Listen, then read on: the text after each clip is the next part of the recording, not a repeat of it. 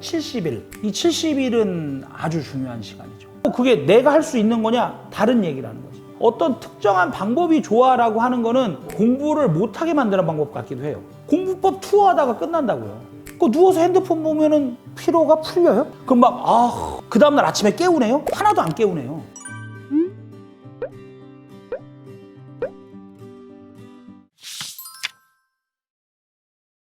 뭐 이런 비유를 들어볼게요. 회사 휴가처럼 일주일짜리가 아니잖아. 그러면 좀 쉬고 오는 거지. 방학 때 물론 쉼도 중요하지만 다음 학기 준비가 당연히 제일 중요하겠죠. 예를 들어 겨울방학은 거의 60일 정도 되잖아요. 기말고사 치고 나면부터 사실은 겨울방학 시즌이라고 보면 70일. 이 70일은 아주 중요한 시간이죠. 학원 가든 이제 윈터스쿨이라는 걸 고정적으로 하죠. 애들 10시부터 10시까지 잡아두고 있죠. 기숙학원의 포맷을 잡고 잠을 안 재우는 시스템. 이런 시스템들을 많이 하죠. 몇백만 원씩 받고. 밥도 줘야 되고 자습실도 제공해야 되고 하니까 그렇게 하죠. 저는 뭐 이제 요번에는 중3에서 고1 넘어가는 거 시도는 많이 해요. 윈터스쿨이라고 안 쓰는 동네 학원들은 뭐 10 to 10, 심한 데는 뭐 911, 9시에 불러서 밤 11시에 보내는 많이 해서 저희도 요번에 중3들은 대상으로 해보려고요. 중3에서 고1 넘어가는 얘네가 시간이 제일 많잖아요 지금. 그리고 이 시간이 저는 매번 얘기하지만 학창시절 12년에서는 요 70일, 80일이 제일 중요하죠. 고등학교 1학년 첫 중간고사를 잘 보면서 자신감 있게 고등학교 3년을 끌고 갈 거냐 아니면 한번 패배의식에 젖은 다음에 다시 몸부림치면서 일어날 거냐는 요 7, 80일에 결정되기 때문에 요 시기는 너무 잘 써야 돼요. 그러니까는 10시에서 10시 아니면 9시에서 11시 저희는 안양 같은 경우에 또 스터디 카페가 마침 있다 보니까는 이제 수업 끝나면 가둬놓고 관리하고 밥 주고 이렇게 해서 하려고 지금 기획 중이에요. 방학이라는 게 쉬기도 쉬어야 돼요. 그러니까 저는 계속 목표로 하는 게 뭐냐면 탑 클래스를 찍을 수 있는 1일 6시간 이상의 공부량. 그거 하면 쉴 땐 쉬어도 된다는 얘기죠. 어쨌든 방학이라는 건 24시간이 자기한테 주어지는데 하루에 6시간의 공부 할당량을 채우면 저는 뭐 쉬어도 괜찮다고 보는 거예요. 제가 말하는 6시간은 실공부량이에요. 윈터스쿨을 가도 앞에 수업이 많이 깔려 있으면 모자랄 수 있다는 얘기예요. 기숙학원을 가도 모자랄 수가 있고 배우는 건 자기가 귀로 들어서 이해를 해서 문제를 쉽게 접근하는 법을 문제 접근법이나 문제 풀이법이나 개념이나 이런 걸 배운 거고 그러면 개념을 실제로 적용해서 공부를 외우고 내가 문제 적용해서 풀어보고 하는 실공부 시간 6시간이에요. 하루에 공부라는 걸 했다. 뭐 학원 4시간 가고 내가 문제풀이 2시간 했다. 이건 2시간 한 거라고 6시간 한 게 아니라. 그러면은 윈터스쿨 가도 6시간 공부량 빡빡해요. 가다 놓고 패도 수업량을 늘릴 거니까. 근데 인텐시브하게 수업을 듣는 게 어쨌든 한 바퀴를 무조건 돌려줄 거니까 갔다 나왔을 때 의미 있는 시간을 보낼 수 있죠. 개념을 배우고 자기가 공부하는 법을 배웠으니까 이제 하기만 하면 되니까 나와서. 그렇지만은 만약에 뭐 기숙학원이나 10 to 10 뭐 이런 거 안 하는 학원이더라도 기준은 그건 거예요. 실공부 6시간. 학원이나 그런 데도 가둬놓고 패는 이유는 그건 거잖아요. 어차피 니네 안 할 거니까 가둬놓고 패겠다 이 얘기인 거잖아요. 저는 실공부 시간 6시간. 이걸 할 수 있으면 학원에 뭐하러 목매고 있어요? 그럴 필요 없지.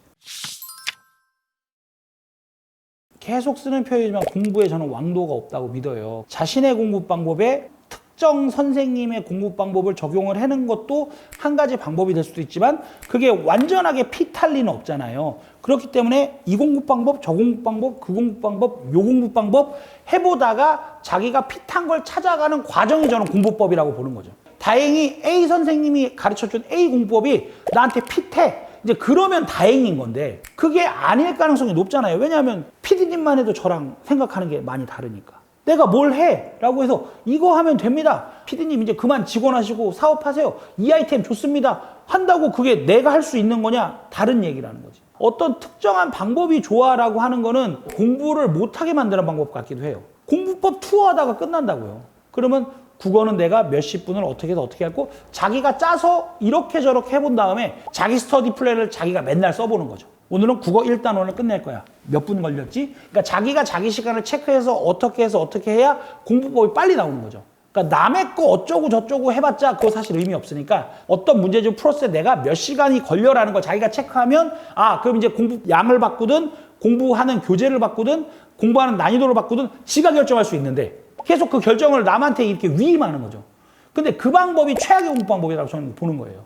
자기 인생 자기가 사는 거잖아요. 누가 어떤 식의 조언을 해줄 수 있지만 그 인생을 대신 살아줄 수 없기 때문에 근데 그 일의 원동력은 스터디 플래너를 상세하게 기술하는 거다. 저희 아들 스터디 플래너 사진을 몇 개 찍어 보낼게요. 잘 쓰고 체킹도 잘해요.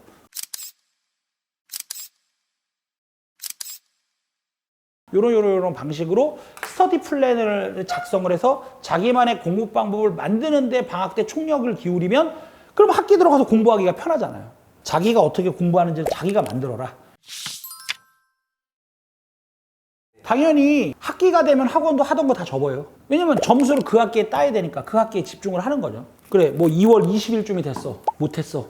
할 수 없는 거지. 네가 안 한 걸 누구 탓을 하니. 안 한 거를 탓을 할 수 없고 빨리 3월이 되기 전에 학기 모드로 전환을 해야죠. 그냥 할 수 없지. 못 끝낸 거는 못 끝낸 거지 뭐. 저희 학원은 그래서 한 학기 준비를 3월 첫 주에 안 하고 한 3월 20일까지 끌고 가죠. 선행에 대한 폭을. 학기 거는 학기 거대로 나가지만 3월에 선행을 한 3월 20일까지는 해요. 저희는. 물려서라도 들어가서 해요. 그러니까 실행 못한 친구들이 있을 거니까. 학기 중에 좀 더 시키죠. 예. 중3에서 고1 넘어갈 때는 의미가 있죠. 고3이 책 읽는다는 건 사실 저는 추천할 수가 없어요. 왜냐하면 공부를 안 하겠다는 얘기잖아. 걔네는 공부량을 최대한 늘려야 되는 시기인데 그때 왜 갑자기 책을 읽어? 언어 지문만 봐도 그거 다 책이잖아. 사고의 확장을 왜 거기서 하려고 그래 갑자기. 그때는 사고의 확장을 할 시기가 아니지. 성과를 낼 시기니까. 뭐 중3에서 고1 넘어갈 때는 뭐 자기가 공부도 소화하면서 책도 읽을 자신 있으면 뭐 하는 거죠. 독서랑 공부는 그냥 다른 거예요. 다른 거라고 보면 돼요.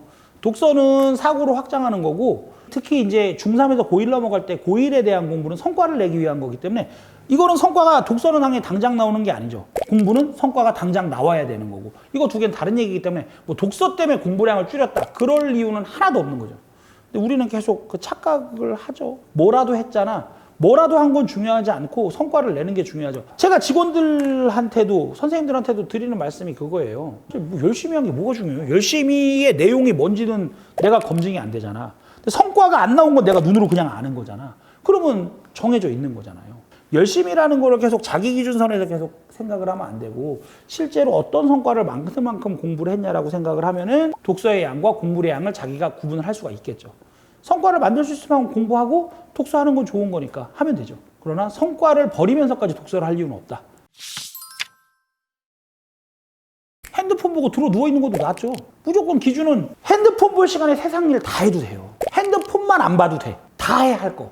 그러면 시간 충분히 많아요. 독서도 해도 되고 운동을 해도 되고 뭐 친구들이랑 카페 가서 놀아도 되고 다 돼요. 하루 6시간 학습량만 지킬 자신 있으면 다 해도 돼요. 어차피 운동이나 독서는 성과를 단시간에 낼 수는 없는 거니까 꾸준히 하겠다면 누가 말리겠어요.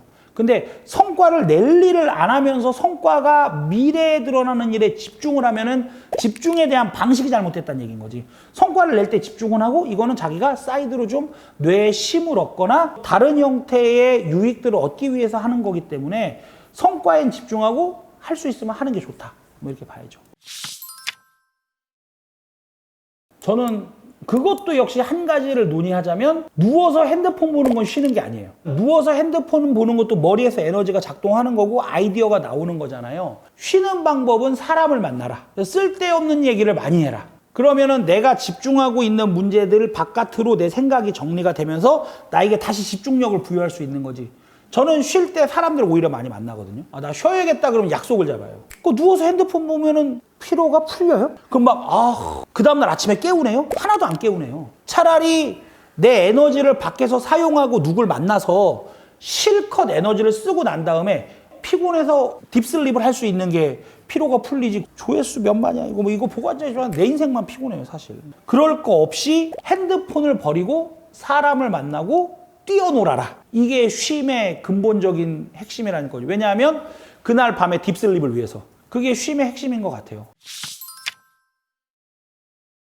옛날에는 수시 비중이 2대 3대 5 이렇게 들어갔어요. 1학년이 20%, 2학년이 30%, 3학년이 50%. 3학년 때도 내신의 역전 기회가 한 번 찾아오기 때문에 그랬는데 지금 뭐냐 1대 1대 1이에요. 1학년 2학기고 1학기 수시를 쓴다는 전제하에 2학년이 2학기고 3학년은 한 학기밖에 안 들어가거든요. 그러면 3학년 이 나머지 한 번의 내신은 5분의 1밖에 안 돼요. 5분의 4를 잘 만들었으면. 그러면 이제 고2 방학 때는 당연히 학원들이 모의고사 준비를 슬슬 시작하죠. 내신도 당연히 최대한 집중해서 얘기하겠지만 사실은 고3 때쯤 되면 내신이 결정돼 있어요. 1등급 맞던 애 갑자기 4등급 갈 리가 없죠. 내신 준비 조금 덜 한다고. 내신은 오히려 애들 쪽에 맡겨주고 모의고사 유형으로 이제 전환을 시작해서 1년을 준비를 해야겠죠. 수능 준비를 이제 진짜 본격적으로 해야지. 도그, 개들의 평균 IQ가 사람으로 치면 4살이래요. 그러면 저는 4살은 개라고 생각을 하는 거죠. 그러니까 수준이 우리가 만 20살이 되면 민법적으로 사람에게 성인이라고 인간이 됐어 라고 선언을 하는 거잖아요. 그러면 4세에서 20세 사이는 뭐냐? 개를 사람을 만드는 과정인 거죠. 개들은요, 일로 와! 그럼 절로 가요. 절로 가, 그럼 일로 와요. 그러니까 톤을 보는 거지. 그러니까 뭐 얘가 무슨 생각인지 몰라. 그럼 4살까지는 사실 나는 그 수준이, 근데 실제 애들도 마찬가지 아니에요? 소리 지르면 무서워서 뒤로 나자빠지고 울고, 착한 척 욕하면 개 같은 놈아 이러면 좋아할 거라고 막 와서. 개 같은 놈이라는 걸 모르니까. 인간이 사람으로 온전하게 클 수 있는 과정을 부모가 개입해서 만들어줘야 된다고 생각을 해요. 네가 좋아하는 거 네 맘대로 해서 네 마음이 지들은 뭔지도 모른다고요, 실제로. 부모가 개입해서 이건 옳은 거야, 이건 틀린 거야, 이건 잘하고 있는 거야, 이건 잘못된 거야. 이 개입이 돼서 20살 때 건강한 성인을 만들어내는 건 거죠. 그 과정은 누구의 몫이냐? 부모의 몫인 거라고요. 그러면 교육기관을 위탁했으면 학원 선생님들이 해야 될 일이고, 얘가 잘못됐다면 잘못됐다고 얘기를 해줄 수 있는 사람이 있어야 되는데, 그러면 또 학원에서 네가 뭔데 우리 애를 뭐라고 하냐, 뭐 이런 식으로 나오니까 누구도 아이를 속된 말로 바르게 훈육할 수 있는 사람이 없는 거예요. 학원을 믿고 있다면 학원에서 뭐 심한 구탈에서 뭐 피멍이 든다거나 애 마음에 상처가 될 죽을 것 같은 워딩이 아니면 조금 학원이나 좋은 애들을 만들기 위해서 가는 과정이라고 믿고 기다려줘야 되는 거 아닌가라고 저는 생각을 하는 거죠. 인격이 손상 가지 않는 선에서 옳은 거 그른 거를 구분할 수 있는 좋은 가르침을 줘야 된다라고 이제 저는 보는 편이에요.